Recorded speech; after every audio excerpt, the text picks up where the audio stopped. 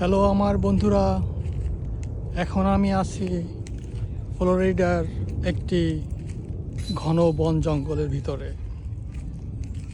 তো এটা এমনই ঘন জঙ্গল যে এখানে সচরাচর কোনো মানুষ বা অন্য কিছু দেখা যায় না। তো হাঁটতে হাঁটতে এসে পড়েছি অনেকটা ভিতরের দিকে। জানি না এখান থেকে ঠিক বেরোতে পারবো কি না। বেরোনোর সময় ট্রাই করতে হবে ঠিক কোন দিক থেকে আসছিলাম, আবার কোন দিক থেকে বেরোইতে হবে। তবে এখানে দুই একজন মানুষ ওই দূরে দেখা যাচ্ছে, তারা একটা ডিফারেন্ট টাইপের খেলা খেলতেছে। এটা হচ্ছে ডিস্ক গল্ফ।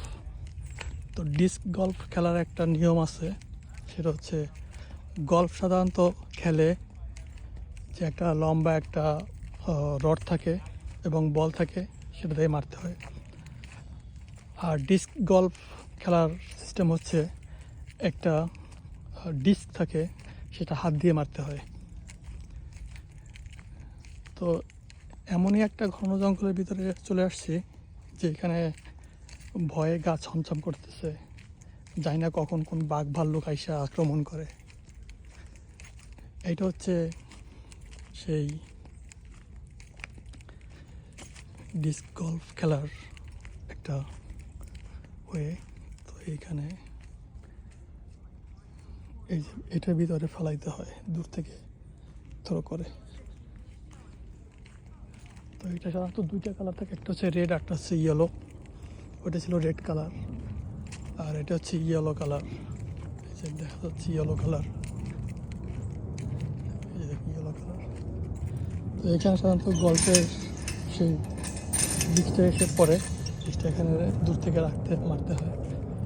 আর এখানে খেলার নিয়মাবলী দেওয়া আছে কীভাবে খেলতে হয় জিনিসটা, সেটা একটা ছোট ম্যাপ দেওয়া আছে।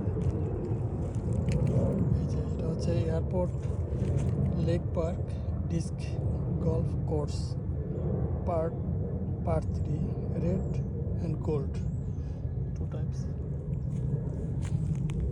দেন আমরা একটু সামনে আগাই যাই, দেখি এখানে আর কি আছে। আমার ঠিক ডান দিকে জঙ্গলের পরে একটা বড় লেক আছে। তো এই লেকটা বেশ বড়, ঠিক দেখা যাচ্ছে না জঙ্গলের জন্য, বেশ ঘন জঙ্গল আমার পাশে। তারপর আমরা সামনে গিয়ে একটু দেখবো, যদি কোনো রকম লেকটা একটু দেখা যায়, দেন সবার একটু ভালো লাগবে।